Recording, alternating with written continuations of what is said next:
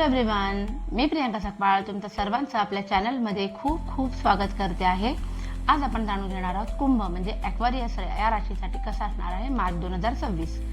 सुरुवात करूया आपण साईंच्या आशीर्वादापासून. नंतर आपण बघूया एंजल कार्ड्स तुम्हाला काय सल्ला देऊ इच्छितात आणि टॅरो कार्डने जाणून घेणार आहोत की वेगवेगळ्या बाबतींमध्ये तुमच्यासोबत काय घटना घडणार आहेत या मार्च 2026 मध्ये. सुरुवात करूया आपण साईंच्या आशीर्वादापासून, म्हणजे ज्याही गुरूंना तुम्ही मानता त्या गुरूंचा तुम्हाला काय सल्ला आहे मार्च 2026 साठी. बघूया ॲक्वेरियस राशीसाठी काय. द हेल्पर, बाबा will help you in your career.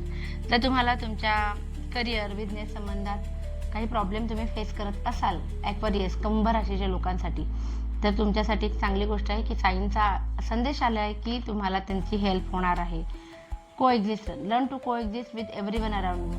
तोपर्यंत तुम्हाला काय करायचं आहे, जे तुमच्या आजूबाजूला लोक आहेत, भले मग तुमचा करिअर रिलेटेड कार्ड आलंय तर मी त्या संबंधात बोलीन की ऑफिसमध्ये तुमचं पटत जरी नसेल तरी तुम्हाला सध्या पुरता का होईना पण कॉम्प्रोमाइज करायचं आणि ते जे आजूबाजूचे लोक आहेत त्यांच्यासोबत तुम्हाला ही वेळ मारून न्यायची आहे.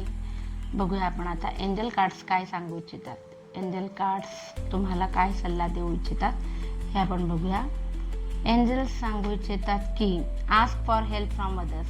बघा, कुठे ना कुठे तुम्हाला काही लोकांच्या मदतीची गरज लागणार आहे, तेव्हा इगो धरून ठेवू नका.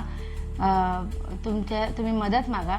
बी असर्टिव्ह, ठाम राहा. जे काही तुम्ही ठरवलं आहे त्याच्याशी संबंधित आणि helpful people. You will be surrounded by helpful people. म्हणजे तुमच्या आजूबाजूला मदत आहे.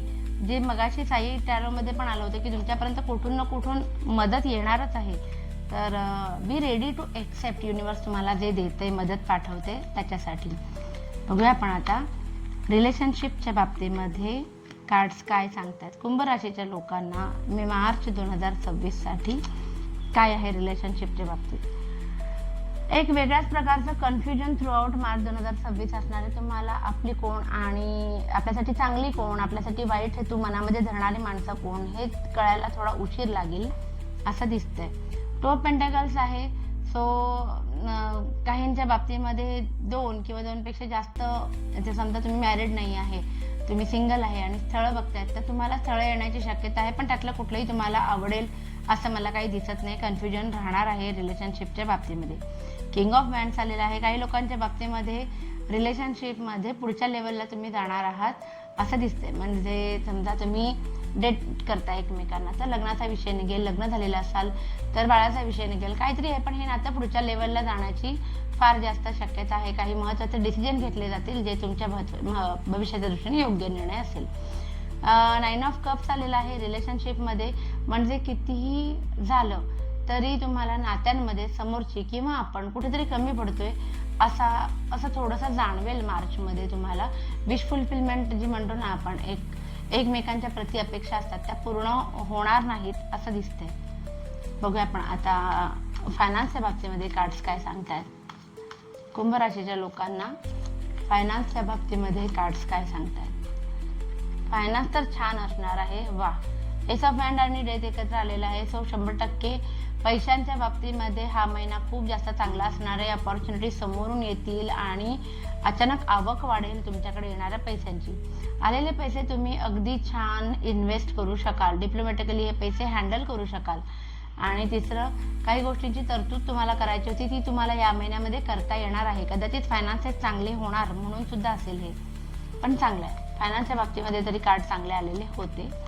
करिअर आणि बिझनेस करणाऱ्यांसाठी कार्ड्स काय सांगतात.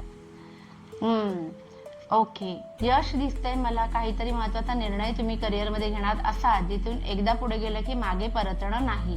ठीक आहे, सक्सेस दिसतंय. सो करिअरमध्ये तुमचा सॅलरी इन्क्रीमेंट असू दे किंवा प्रोफेशनल ग्रोथ असू दे, बिझनेसच्या बाबतीत नावलौकिक होईल बिझनेसचा. नवीन प्रयोग करून बघाल आणि त्याच्यामध्ये यशस्वी सुद्धा व्हाल. थोडंसं प्रॅक्टिकल आणि इमोशनल लाईफ बॅलन्स करण्याकडे थोडा कल राहील, पण ठीक आहे, यशस्वी तर राहाल. या दोन्ही मार्गांमधनं आलेला पैसा आजपर्यंत तुम्हाला म्हणजे पैसे येत आहेत पण ते तुम्हाला एन्जॉय करता येत नव्हतं. तर मार्चमध्ये तुम्ही थोडं का होईना पण स्वतःसाठी वेळ द्याल.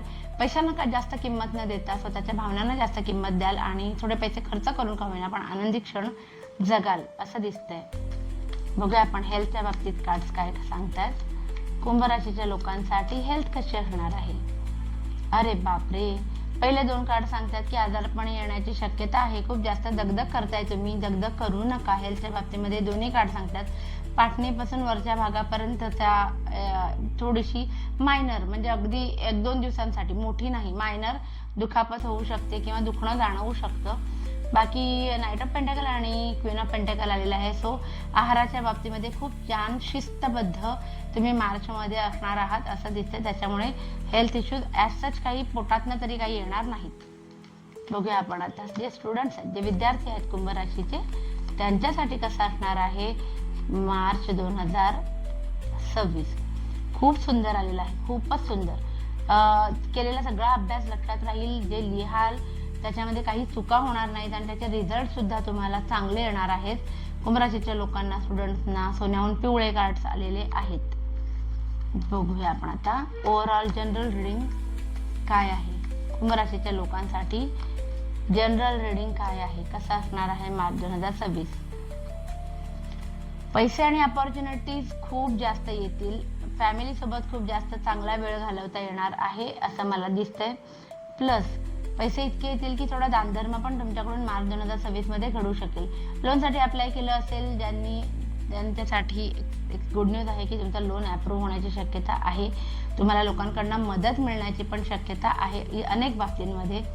आणि एक कार्ड आहे की ठीक आहे, जिथे तुम्हाला वाटतंय की माझी कामं होत नाही तिथे थोडंसं स्वतःला पुश केलं, तुमच्या लिमिट्स थोड्याशा पुश केलात, थोडे जास्त एफर्ट्स टाकले तर तुम्हाला त्याच्यामध्ये यश मिळेल असं होतं. ओव्हरऑल आपलं कुंभ राशीचे म्हणजे ॲक्वेरियससाठी जनरल रीडिंग आणि ओव्हरऑल रीडिंग आवडलं असेल तर प्लीज लाईक, शेअर आणि सबस्क्राईब करा. तुम्हाला काय वाटतं काय नाही ते तुम्ही कमेंट्समध्ये लिहा आणि कनेक्टेड राहा. आपली फॅमिली अशीच वाढू दे. Thank you so much. Bye bye.